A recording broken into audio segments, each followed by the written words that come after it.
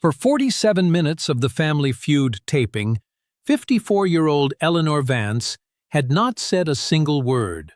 Not during the introductions, when her husband Richard had spoken for her, not during the first round of the main game, when Richard had answered every question before she could reach her buzzer. Not during the second round, when Richard had cut her off twice. Not during the third round, when Richard had rolled his eyes and said into his microphone, "My wife's still thinking. She does that sometimes." The audience had laughed uncomfortably. Eleanor had smiled, the small, closed smile of a woman who had practiced that exact smile for 29 years. Then, 47 minutes in, Steve Harvey walked directly to Eleanor's podium, set his index card down, looked her in the eye, and asked one simple question that no one in her family had ever asked her. "Eleanor, what do you want to say?" Eleanor Vance opened her mouth. She closed it. She opened it again. And then she said 11 words into the Family Feud microphone that made Steve Harvey take one step back from the podium and stand completely still for the longest silence in the show's 16-year history. "I haven't spoken for myself since I was 25 years old." It was Thursday, July 10th, 2025, at the Family Feud studios in Atlanta, Georgia. The Vance family had flown in from Columbus, Ohio. Richard Vance, 56, was a senior partner at a regional accounting firm. He had been introduced by Steve as the family captain.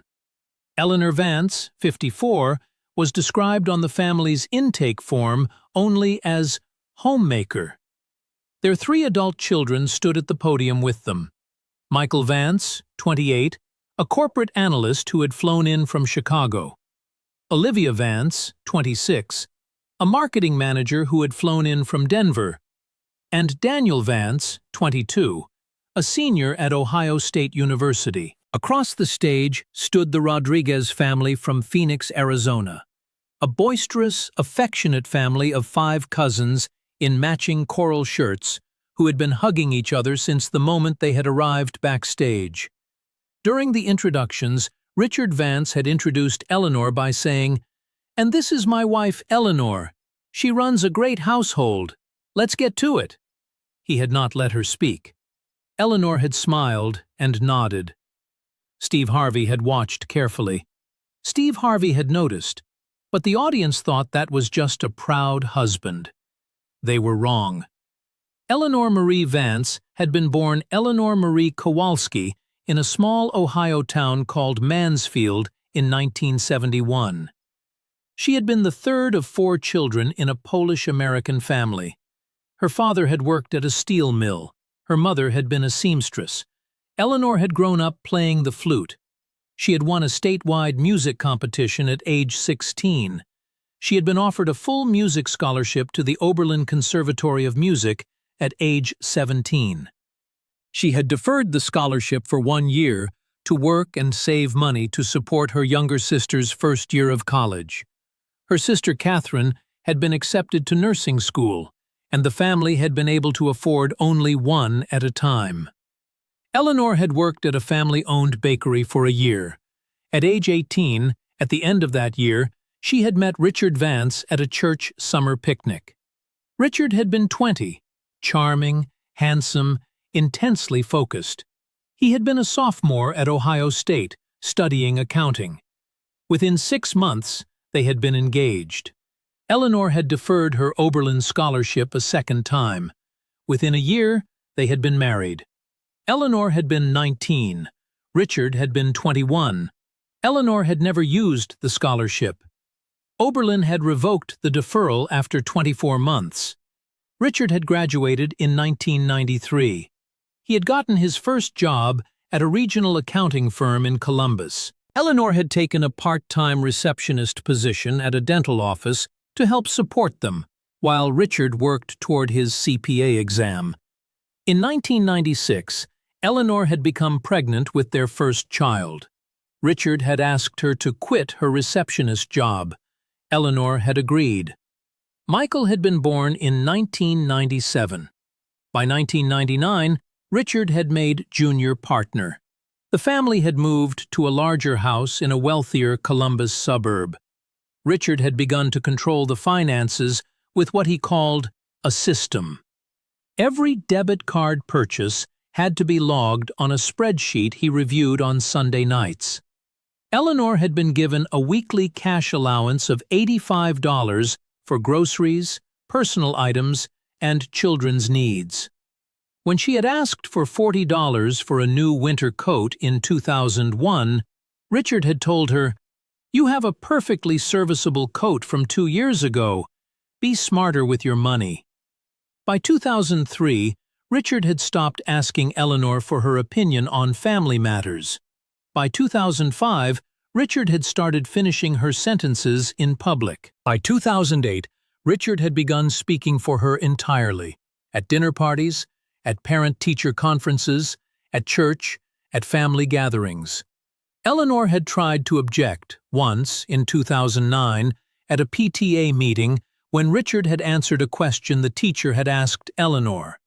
Eleanor had quietly said, "Richard, I can answer that myself." Richard had laughed and said, "Of course you can, dear." He had not let her answer. That night, in the car on the way home, Richard had been cold with her. When they had gotten home, he had told her, in a controlled, patient voice, "Eleanor, when you contradict me in public, you make us both look ridiculous. Please don't do that again." Eleanor had not done it again. She had stopped attending things without Richard by 2011. She had stopped calling her sister Catherine by 2013. Richard had told her that Catherine was a negative influence. Catherine had reached out many times over the years. Eleanor had always found a reason not to meet. Catherine had stopped trying by 2018. By 2020, Eleanor Vance did not have a single close friendship outside of the women at her church Bible study group, where Richard sat beside her at every meeting. She had not played her flute since the fall of 1990. The flute sat in its black velvet case in the attic of their Columbus house. Eleanor went up to the attic twice a year, opened the case, looked at the flute, closed the case, and came back down. Her 3 children had grown up watching their mother disappear slowly, one decision at a time. Michael had been the oldest and had noticed first. He had tried, at age 14, in 2011, to defend his mother when Richard had humiliated her at a Thanksgiving dinner in front of Richard's brother Thomas.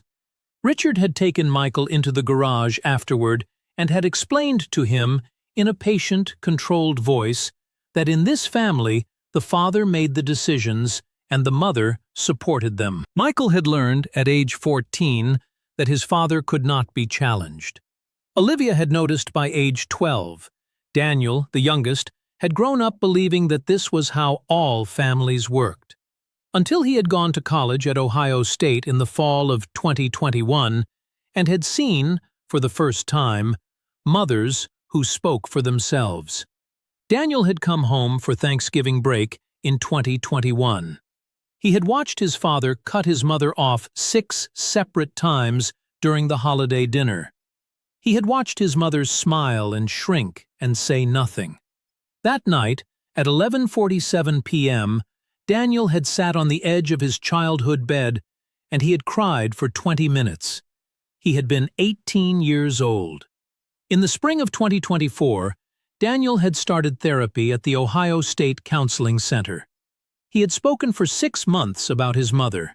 His therapist, a woman named Dr. Lorena Martinez, had asked him, in June 2024, a question that had changed the entire Vance family. "Daniel, what if you are the one who gets to help her find her voice?" Daniel had been 21 years old.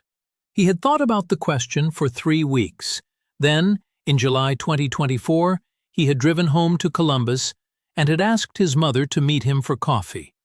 Alone, without his father. Eleanor had agreed, nervously. They had met at a small coffee shop in the Short North District. Daniel had sat across from his mother for 14 minutes in silence. Then he had said, "Mom, I want to ask you a question, and I don't want you to answer right away. I want you to take your time. What is something you wanted for your life that you never got to do?" Eleanor Vance had looked down at her coffee.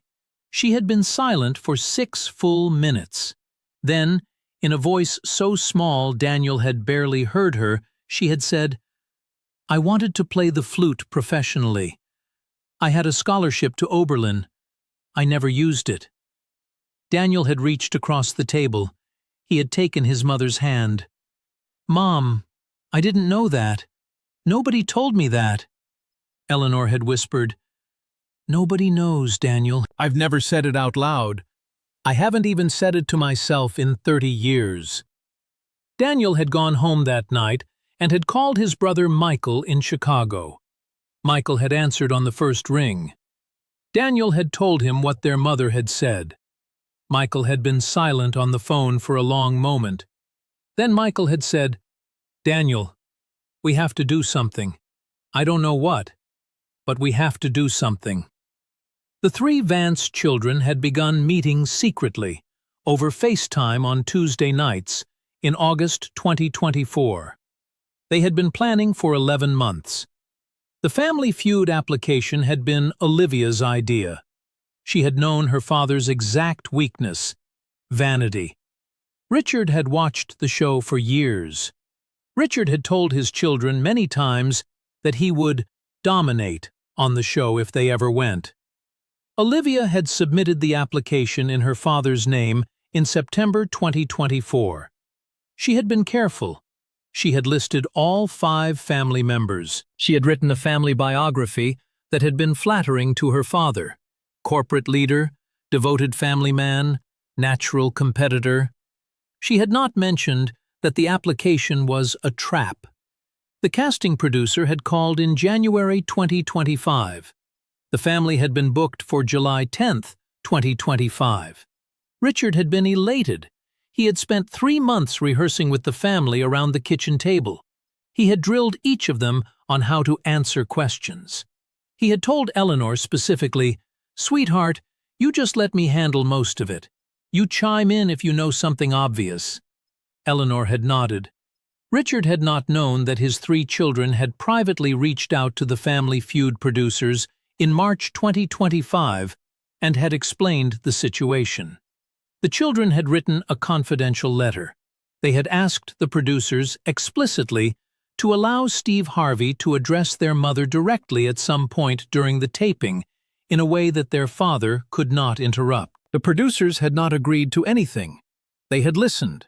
They had told the children they could not promise anything. But they had promised the letter would reach Steve. The letter had reached Steve the morning of the taping. Steve had read the letter 3 times. He had walked into the executive producer's office.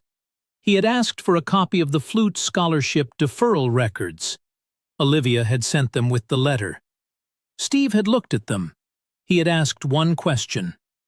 "Is this real?" The executive producer had said, "Every word of it."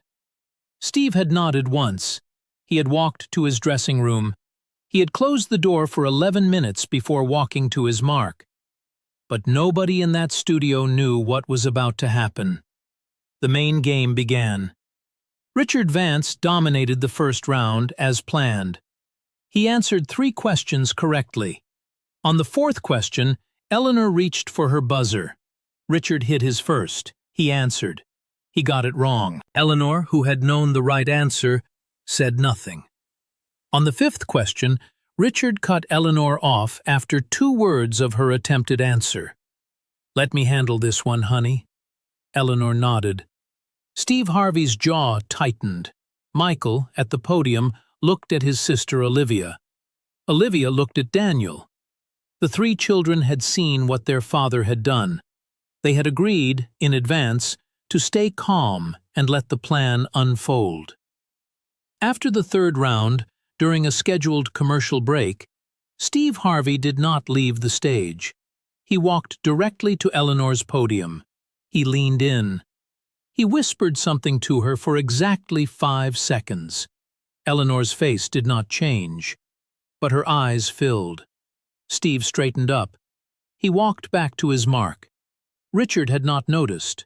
When the cameras came back on, Steve Harvey was standing in the middle of the stage. He looked at the Vance family. He did something he had never done in 16 years of hosting Family Feud. He broke the format of the game. "Before we keep playing, I want to ask Eleanor something." Richard looked up. He smiled the smile of a man accustomed to being in charge. "Oh, Steve, Eleanor doesn't really—" Steve Harvey raised one hand. His voice was quiet. His voice was steady. His voice was absolute. "Richard, I'm not talking to you." The studio went very still. Richard Vance's mouth closed.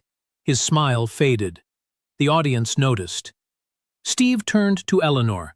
He walked directly to her podium. He set his index card down on the podium. He looked her in the eye. "Eleanor, what do you want to say?" Eleanor Vance opened her mouth. She closed it. She glanced at Richard. She looked down at the podium. She looked back at Steve. Her hands were shaking. She opened her mouth a second time.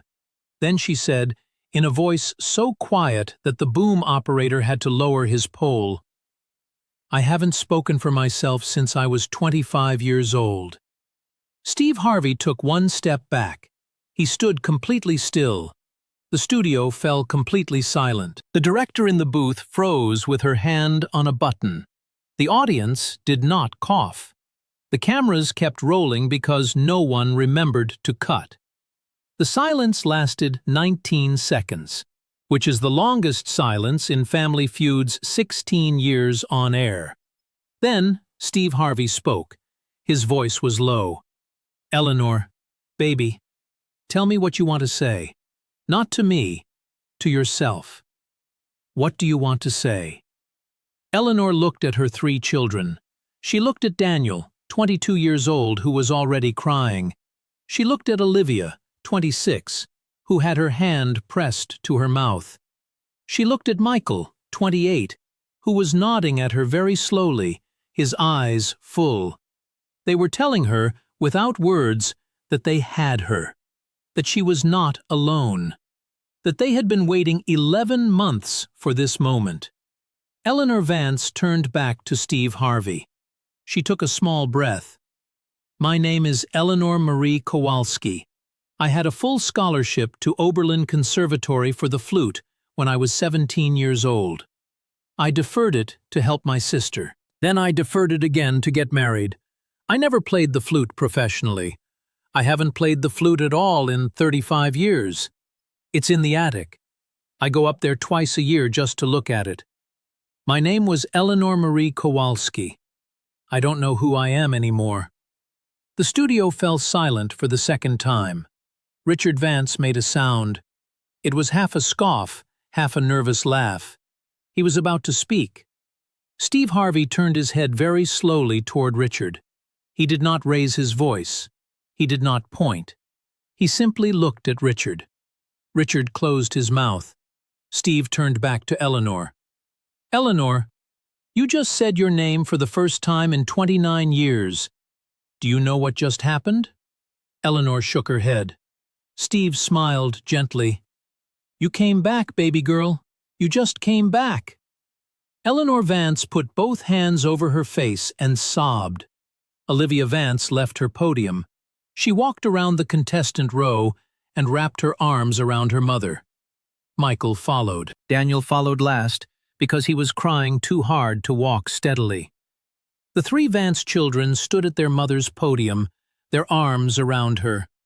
Richard stood alone at the end of the row, his hands on his buzzer, his face pale.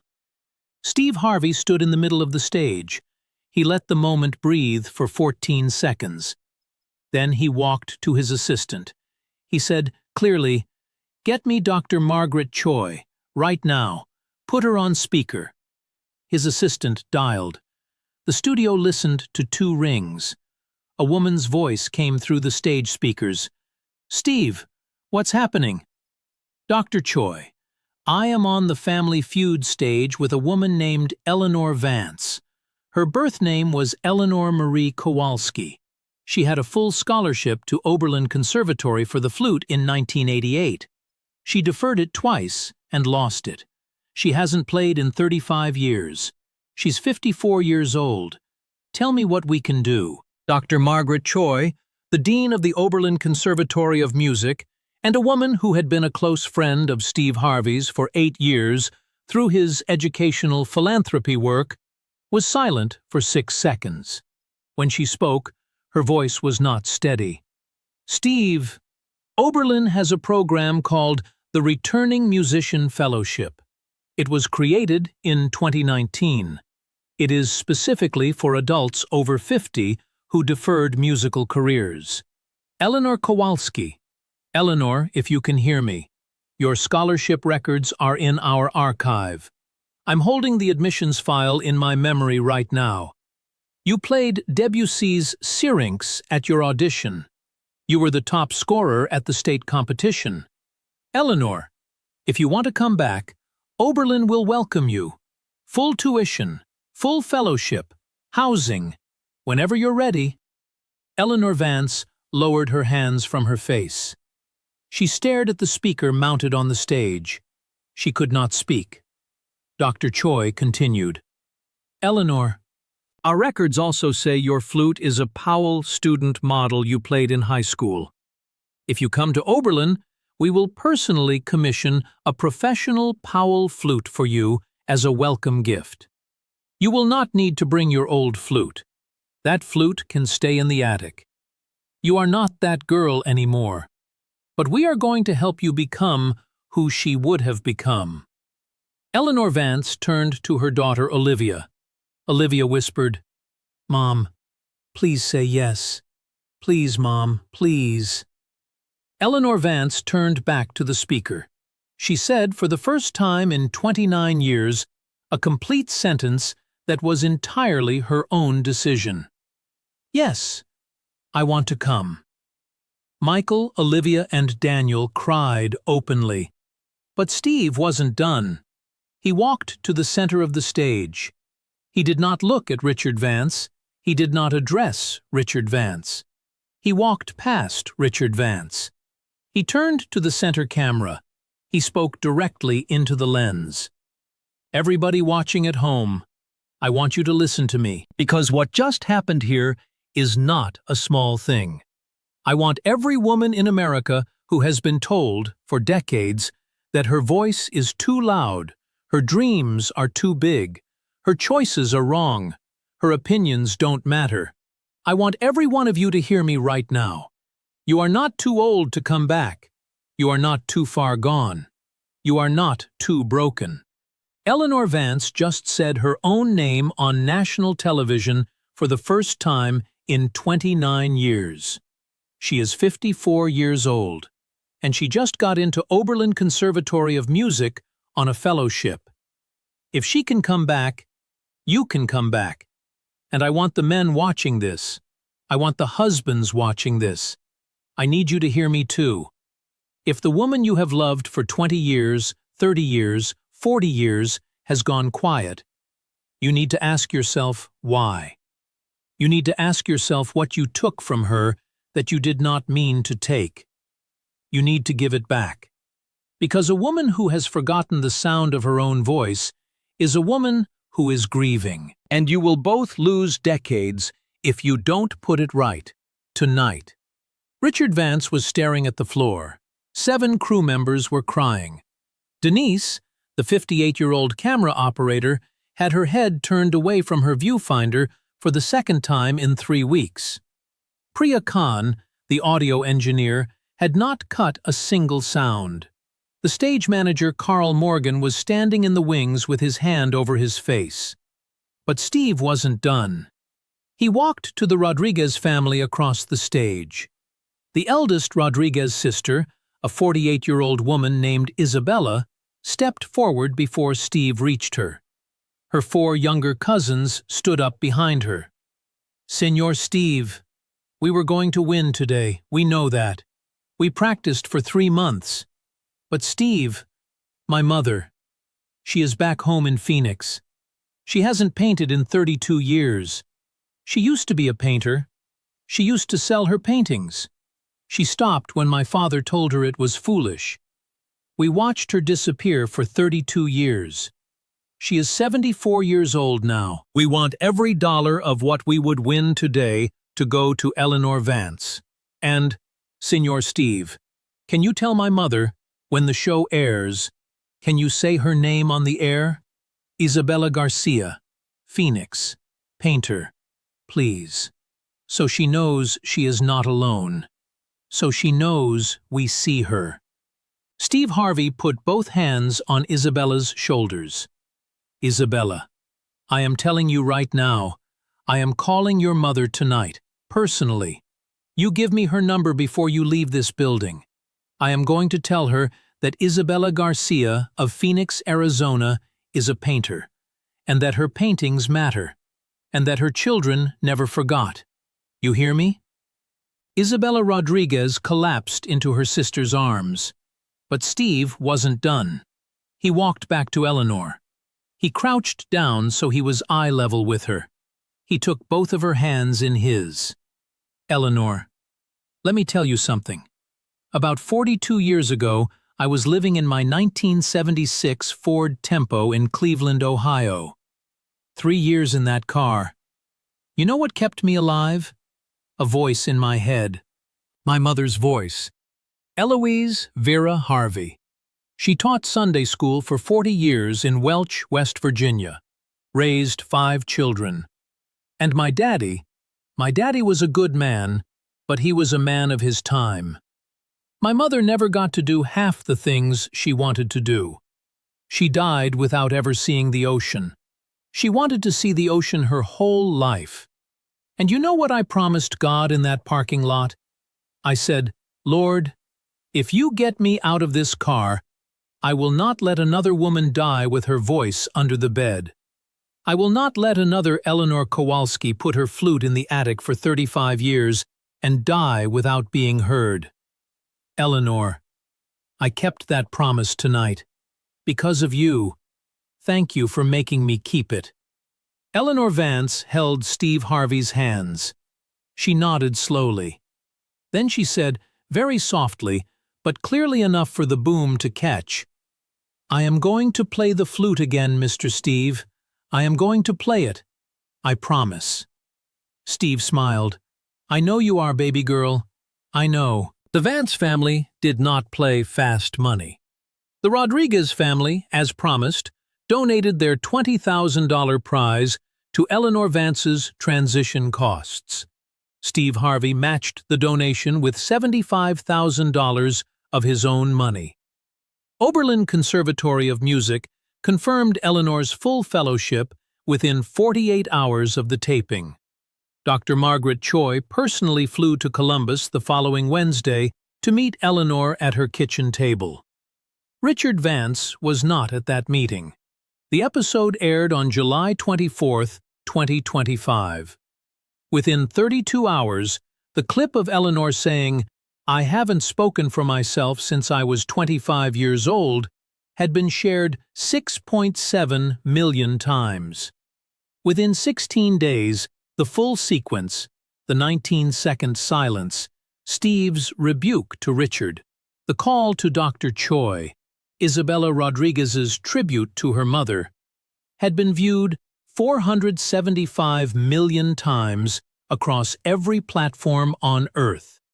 The hashtag #ComeBackNow trended worldwide for 18 consecutive days. Women across the United States, Canada, the United Kingdom, Australia, Brazil, and South Africa began posting photographs of instruments, paintbrushes, manuscripts, dance shoes, and medical textbooks they had set aside decades earlier.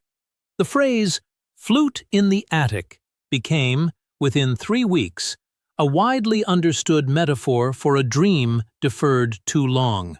Steve Harvey launched the Attic Flute Foundation on July 31, 2025, seeded with $12 million of his own money. The foundation provided full-cost educational re-entry, tuition, housing, childcare, legal aid, therapy. For women over the age of 45 who had deferred careers, degrees, or artistic practices under controlling marriages or financial coercion.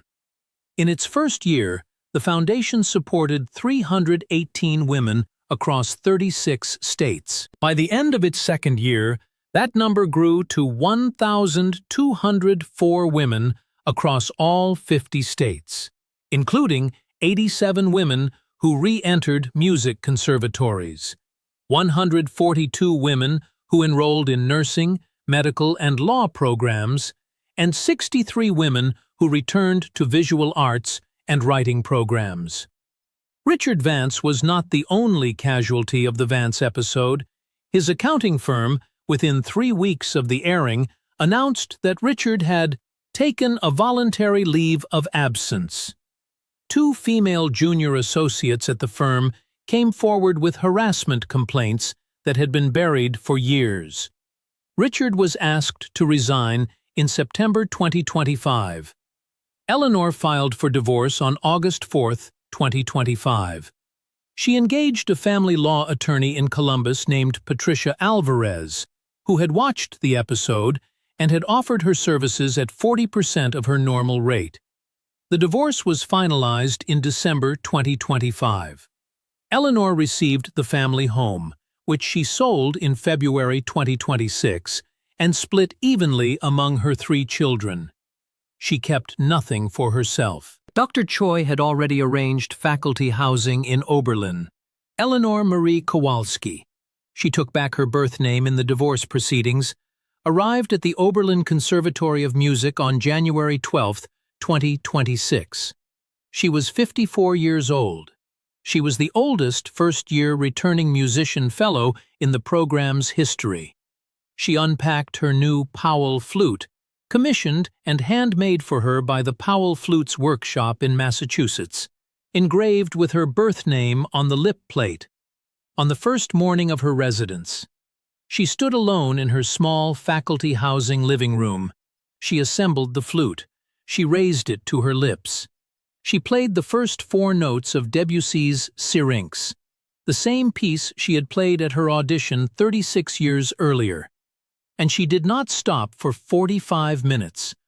Her neighbors, 3 Oberlin undergraduates living in the apartment next door, later said that they had opened their windows to listen. One of them, a 19-year-old flute student named Priya Desai, had cried at her kitchen table because she said it had been the most honest playing she had ever heard in her life. Daniel Vance flew to Oberlin for his mother's first student recital in April 2026. Michael flew in from Chicago. Olivia flew in from Denver. All 3 of them sat in the front row. When Eleanor walked onto the stage, carrying the Powell flute with her birth name engraved on it, she looked directly at her 3 children. She smiled. They had saved her, and she knew it, and they knew she knew it. She played Syrinx. She played a Mozart concerto movement. She played a Polish folk song her mother had taught her at age 6. She received a 3-minute standing ovation from the conservatory audience. Her 3 children stood the entire time, crying openly, clapping until their hands hurt. Steve Harvey kept his promise to Isabella Rodriguez. He called Isabella Garcia, age 74, in Phoenix, Arizona, on the night of the taping, after the studio had cleared out. He spoke with her for 23 minutes. He told her that her daughter had spoken about her on national television. He told her that her paintings mattered. He told her that her children had never forgotten. Isabella Garcia wept on the phone. Within a month, the Attic Flute Foundation had funded a small gallery show of her watercolors at a Phoenix Community Arts Center. Isabella sold 14 paintings at her first show. She began painting again every morning at 6 a.m. in her kitchen, with the light coming through the eastern window. In an interview with Oprah Winfrey, 1 year after the taping, Steve Harvey was asked what had passed through his mind during the 19-second silence after Eleanor's 11 words. I was hearing my mother, Eloise, standing at the sink in Welch, West Virginia, washing dishes in 1974, humming a song she wrote herself that nobody ever heard but me. I was hearing every Eleanor Kowalski in the country, and I was realizing that Eleanor Vance was the first one who said it on my stage. The first one. But she is not the last one. Not by a long shot. And I sat in that silence because I wanted the whole country to sit in it with me. I wanted every woman watching at home to know, you are not alone in that silence. A lot of women are standing in the same silence, and the silence ends when one of you speaks first. 2 years after the taping, a reporter from The New Yorker visited Eleanor Kowalski. She went by Eleanor Marie Kowalski now, professionally, at Oberlin, Ohio, during the final semester of her fellowship. She was practicing 6 hours a day. She had been offered, upon graduation, a second flute position with the Cleveland Chamber Orchestra. She had accepted. Her small faculty housing apartment was modest. On her bedroom dresser sat a small, framed photograph of her 3 adult children, Michael, Olivia, Daniel, standing in a row at Eleanor's first recital. Beside the photograph sat a handwritten note. The note had been written by Daniel Vance on the morning of the Family Feud taping and had been slipped into his mother's purse without her knowing. Eleanor had found it in the hotel room after the taping. She had read it 47 times in the 2 years since. She had framed it. It read, "Mom, you are Eleanor Marie Kowalski. You always were. Today is the day you remember. Love, Daniel." The old Powell student flute, the one Eleanor had stored in the attic of her Columbus house for 35 years, had been donated by Eleanor to the Attic Flute Foundation. It had been given, in September 2025, to a 56-year-old woman in rural Kentucky named Darlene Whitaker, who had played the flute in her high school marching band in 1987 and had never played again after she had married at age 19. Darlene had begun lessons at her local community college. She had sent Eleanor a video at Christmas 2025 of her playing Silent Night on the flute Eleanor had released. Eleanor had cried for an hour. She had sent Darlene a letter back. She had signed the letter, Eleanor Marie Kowalski, Oberlin Conservatory, Class of 2027. Every morning at Oberlin, Eleanor Marie Kowalski wakes at 5:30 a.m., makes a pot of coffee, sits at her small kitchen table, and opens her flute case. She assembles the flute. She does not play immediately. She simply holds it for a full minute. She looks at her birth name engraved on the lip plate. She says, out loud, in a voice that grows a little louder every year, "My name is Eleanor Marie Kowalski. I am a flautist. I am here." Then she begins to play. Some women put their voices in an attic. Some women keep them there for 35 years. And some mothers, the luckiest ones, have a 22-year-old son who drives home one Sunday and asks one question that starts the long, quiet walk back up the attic stairs to bring the voice home. If this story moved you, do one thing this week. Think of a woman in your life who used to do something nobody has seen her do in years. A mother, a wife, a sister, a friend, an aunt, a neighbor. Ask her about it. Just once. Ask her if she would ever want to do it again. And then listen, really listen, to her answer. Because every woman has something in her attic, and every woman deserves to be asked. Then hit subscribe, because next week there is another story somebody out there needs to hear.